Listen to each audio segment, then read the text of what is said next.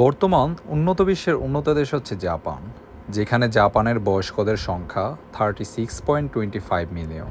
That's mean 36,25,000 বৃদ্ধ মানুষ।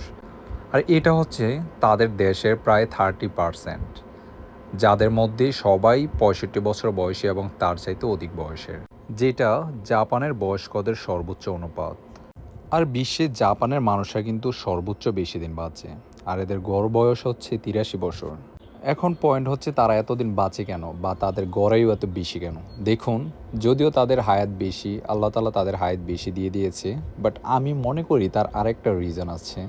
আর ওই রিজনটা হচ্ছে কি, স্বাস্থ্যকর খাবার, স্বাস্থ্যকর পরিবেশ ও স্বাস্থ্যকর জীবনযাপন। দেখুন, আপনি যদি জাপানে না আসেন তাহলে কখনোই বুঝবেন না যে জাপানিজরা কতটা স্বাস্থ্যর প্রতি সচেতন। এই যে দেখুন, একটা বৃদ্ধ লোক, সে সাইকেল চালায়। এই বয়সে তারা সাইকেল চালানো এটা কিন্তু স্বাভাবিক, কারণ জাপানে এই বয়সে তারা সাইকেল চালায়, তারা কাজ করে, এবং তাদের কাজের দক্ষতা যদি দেখেন, আপনার কাজ করার আরও 10 গুণ ইচ্ছা বেড়ে যাবে। তো অ্যাট লাস্ট সবার উদ্দেশ্যে আমি এটাই বলবো যে সবাই সুস্থ থাকার জন্য স্বাস্থ্যকর পরিবেশে থাকুন, স্বাস্থ্যকর খাবার খান এবং এক্সারসাইজ করুন, কারণ এক্সারসাইজের সুস্থতার জন্য কোনো বিকল্প নেই।